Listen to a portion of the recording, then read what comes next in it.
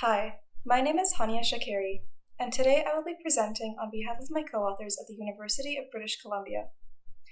I'll be talking to you about FoldMold, a computer-supported DIY mold-making method using paper and wax for casting scalable curved shapes. Casting is a process where a maker pours material into a mold negative and lets it set. A challenge in casting for rapid prototyping is the time required to build the mold. 3D printing a mold can take hours even for small objects, and for multi-part molds, large models, and failed prints, this latency can grow to days. We were inspired by insights connecting Papercraft and computer-aided fabrication. Paper can be flexibly bent into smooth curves and shapes, which can then be fixed by dipping the paper in wax, which reinforces and seals the mold. Secondly, paper pattern pieces can also be joined with woodcraft techniques because of the similarities between paper and wood. Thirdly, the complex design of paper and wax molds is highly automatable. We can algorithmically compute mold structure and components, which would require expertise and time, especially for complex shapes. In designing a mold-making process, we prioritize 3 attributes: accessibility, speed and outcome, and usability and customizability.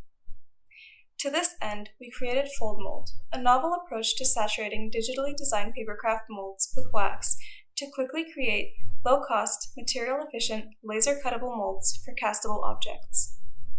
FoldMold can be used to create molds for any developable surfaces or connected sets of them, and can support the creation of large objects. To create bends in the paper of a fold mold, we rely on scoring. To guide a sharp fold or crease, we score material on the outside of the fold line to relieve strain and add fold precision. To create a smooth unidirectional curve, score lines can be repeated at a frequency chosen by the designer, with more score lines resulting in a smoother surface. We use 3 types of joints to seal the seams of the paper molds. Sawtooth joints use pressure fits to create a tight seal, with gaps slightly smaller than the teeth. These are best for straight perpendicular seams. Pin joints include small tabs that are pushed through slightly undersized slots to create a locking fit. These are best for curved seams that other joints would discretize. The 3rd type of joint is a glue tab, which is the fastest to cut and easiest to assemble. 2 flat surfaces are creased and then joined with adhesive.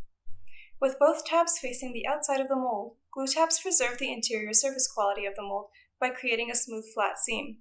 To speed up the mold-making process, we created a computational tool, the FoldMold Pattern Builder, to automate the generation of laser-cuttable 2D patterns from a 3D positive while allowing designer intervention.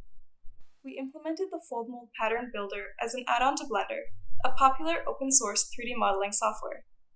The designer must first create a 3D model of the intended object positive. The add-on can automate the mold design, but often the maker will want to intervene by customizing the location of the seams, joint types, and use of scoring. They can then add external pieces to the mold to support heavy casts and prevent deformation. Then, they can export the automatically generated 2D layouts that can then be cut from the intended paper. We used Builder to design molds for 3 objects and constructed them in a home workshop. To demonstrate fold mold curvature and complexity performance, we chose a heat-protective kitchen grip with multiple curvature axes and overhangs. We used a vinyl cutter to cut the mold from a cardstock paper and cast it with silicone. We demonstrated FoldMold's ability to create large objects that would be infeasible to 3D print by casting a planter that measures 18.8 centimeters in total height and 17.8 centimeters in diameter, with an intricate angular outer surface and with a hollow interior to allow for a plant to be inserted. We used plaster for strength. We also wanted to test the extent to which the output is deterministic. We tested FoldMold's variability by making 3 cups from the same mold pattern and casting them with ice. Here we see the variability along different dimensions.